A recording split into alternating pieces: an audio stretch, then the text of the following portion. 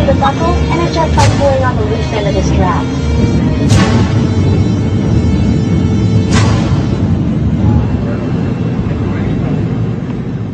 After landing in San Francisco at the International Airport, we traveled through the city, across the Golden Gate Bridge, into deeper Northern California. Northern California, home to the giant Sequoia redwoods. From there, north to Santa Rosa, going west on Highway 12, the gateway to Bohemian Grove.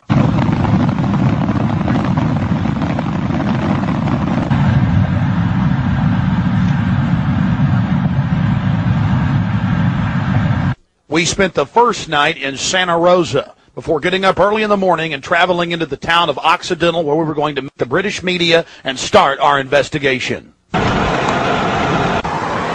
Well, here we are in Northern California, right outside the Bohemian Grove. The fruits of nature. But I'll tell you this, I don't worship it and sacrifice things to it. Let's go find out what's going on. Yeah. Well, here we are, folks, turning on to the Bohemian Highway and Bohemian Grove. We're going to find out what in the New World Order is going on here.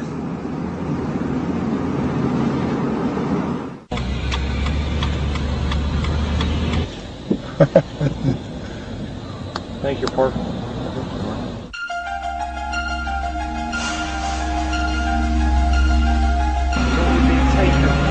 No, I tell you, it's beautiful out here during the day, but it is spooky at night. I don't know if you guys got some footage of it, all the fog and the rest of it. So you searching? Oh yeah. I've got a map. You guys want to look at it? My question is, what, the history. What do they do if they catch you in there? They have us killed. I doubt that. Alive. I don't know. They throw darts at your skin and body. Hanging upside down, redwood trees. I doubt that. No, we'll see. No, I think they'll. What about, because I'm a woman, I can't really sneak in, can I? I mean, You can't. I can. You gotta stay. I've got to stay. Yeah. I've got to stay behind in the spooky Occidental Lodge. I have no problem. There is a road. If I can be shown a way to insert myself into this with Hanson. But then I need to know where the cremation of care, what day they're supposed to do it, where this pond is. Tomorrow night at dusk. I'm not going to end up tied down on a pentagram with Henry Kissinger's fat belly hanging over while he's naked with a big dagger, am I? I just want to make sure that's a joke. That is the thought. It's very. Oh, like Governor Bush running around in a pink tutu, foaming at the mouth with a purple wig on, am I? No. Supposedly, I hear that's what they do. So. I don't know. I think they do these things, but the question is why. These power brokers, which bomb innocent countries and slaughter people and pump the food chain full of garbage and just everything else they do, it's probably something fun for them. And they really get off on being bad little boys. And rule the world. I mean, this is for some people. This is the secret room. Well, I mean, certainly in the whole class system, it's the pleasures of class. And now what class is, the power that you have is something different. And to me, I mean, from my research of Bohemian Grove, and you guys have obviously done more, I've read a lot of mainstream articles, alternative, talked to people, talked to some guests. It's really where people go in there to do whatever they want to do. So there are probably people sitting around fishing and probably people sitting around doing something completely different. Okay, there's the stage. Right, that's where the talks happen. Because they've got this amphitheatre,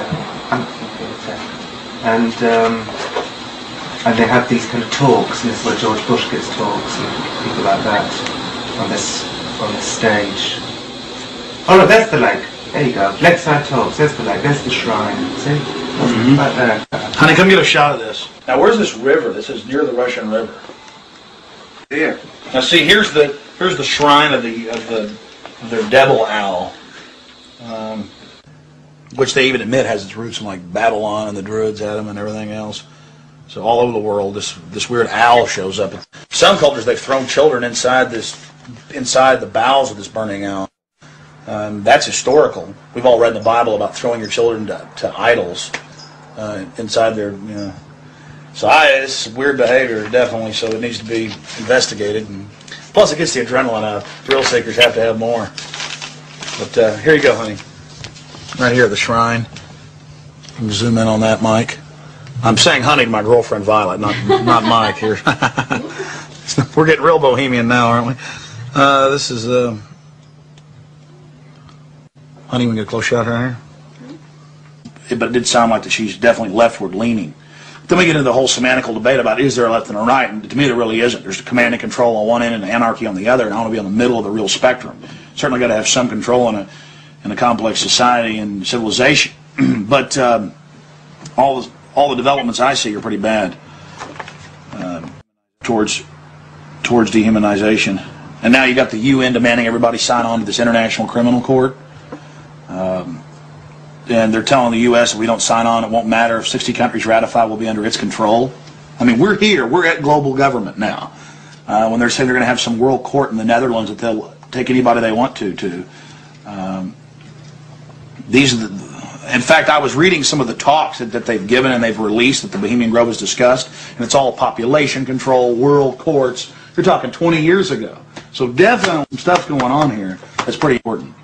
But is it the ultimate elitist retreat? I would imagine those we don't even know the names of. This is probably just one more steering committee where they bring in a lot of underlings and high-level corporate chieftains that really aren't the upper top echelon, make them feel important, and then implement some type of strategy. From the stories I've read and things that happen, I mean, it is pretty well documented that people run around naked.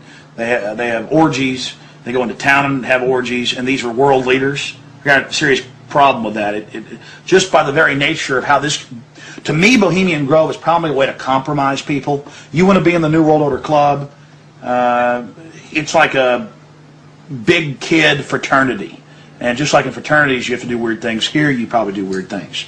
But I got a problem with governors and presidents and prime ministers and corporate chieftains running around and doing this when they have so much power over what happens in the public domain. They have a responsibility to disclose what they're doing.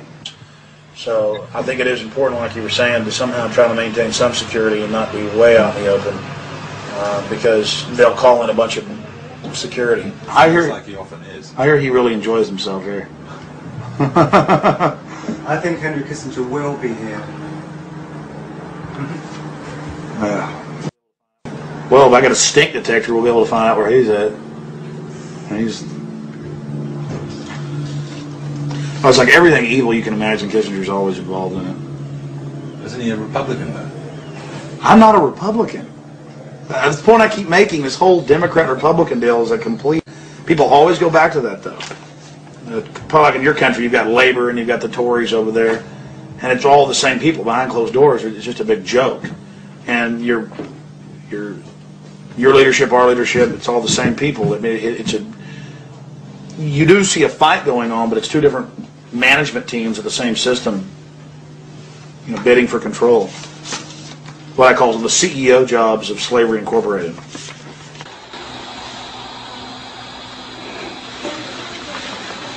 Do you worry for Alex, Violet?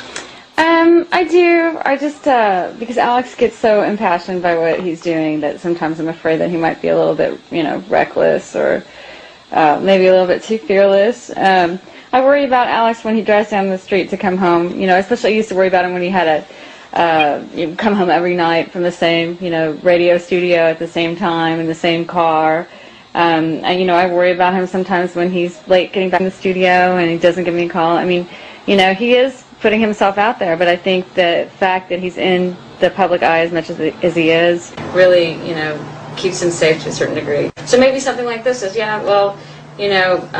people might not necessarily know where he is right now, people that listen to the radio or whatever, so it's maybe a little bit more risky, and it's a little creepy at night up here in the woods, And you're definitely not dangerous. You're not going to do anything stupid this weekend. Well, dangerous to what? Dangerous to myself? Are these people dangerous? They certainly may be, but I'm completely non-violent when it comes to just going out there and trying to get the information. That's what I'm trying to do. I'm an activist first and foremost, but also a journalist in that I'll make some jokes and speculate occasionally because I'm a radio talk show host. But when I say something that I believe, I have to be on target about it.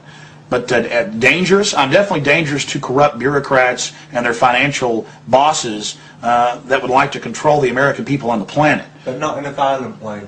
Not in a violent way. And long before global government came out in the open, in the last 4 or 5 years, they were conditioning the public that anyone that talks about global government is a kook, a weirdo, a terrorist, a racist. And now they're out on the nightly news saying global government's here, you better accept it, we're getting rid of juries all across the planet. The IMF, the World Bank, basically runs things now. The WTO decides what you can buy and sell and trade on the international market. But see, they've preconditioned us that it doesn't exist. They've preconditioned us that anybody that talks about this stuff and who is against it is a kook or a racist because it doesn't exist. And then everybody's decided, well, I'm going to be culturally cool. I want to be in style. I want to be accepted. So even when they're hearing the news admitting us how great it is, they've already pre-positioned it psychologically that it's not acceptable, it's not kosher to discuss it. Do you see the tactic they're using there? Mm-hmm. 5 years ago, I would laugh when I heard about black helicopters. I would say, I'm about taxes, I'm about corruption, I'm about getting local control back, I'm about states' rights, everything's coming under federal control. I was pretty mainstream, what you call so-called conservative. Then I saw the light when black helicopters started going into North Carolina. I started going into Florida. They fired into an all-night restaurant in Miami, just training, firing bullets into a place where people were eating. They started burning buildings. Police chiefs started throwing them out of their towns, San Antonio. All this started happening, and I said, whoa, this is real. And then I realized that I was preconditioned, even as a so-called conservative person who understood that the media lied. I didn't realize how thick the propaganda was. That they preconditioned us before they release something on us that it, number one, doesn't exist in our minds with classic doublethink, but then it can re-exist at the same time if they say it does and it's good. So it's literally George Orwell's doublethink, and one has to have it to stay sane in this world. Well, I refuse to be a part of it. I mean, the news every day, black helicopters are a joke, they're stupid, the culture, commercials, movies. At the same time, almost every month in this country, they're attacking and terrorizing some town with burning buildings and terror. And I don't want to be part of their sick control freak system. I don't like these degenerate, inbred, New World Order crowd people. They're not going to run my life. They're not going to control me. And I'm going to try to expose them. And I think we've had some success doing that. Oh, look how pretty it is. Sure is pretty. Mike, you enjoying yourself? A lot less spooky during the daytime. It's all foggy. Now we're going to take our British friends down into the forest a little bit later tonight. Let them gallivant in the werewolf-ridden woods. Joking. They'll add me on there.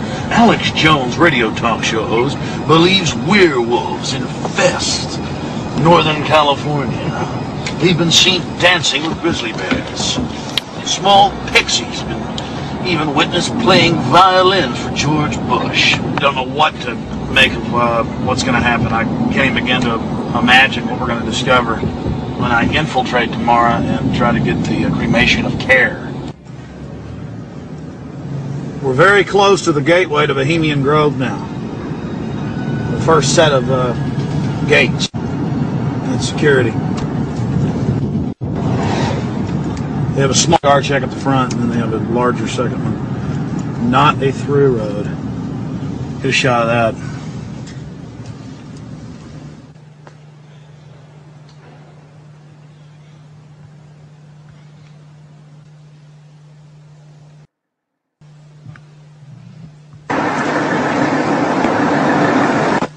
There's a guard gate right over there, a small guard gate, and then back further, an even more elaborate guard gate with surveillance cameras, you name it. Not a through road, ladies and gentlemen, right up here in Northern California.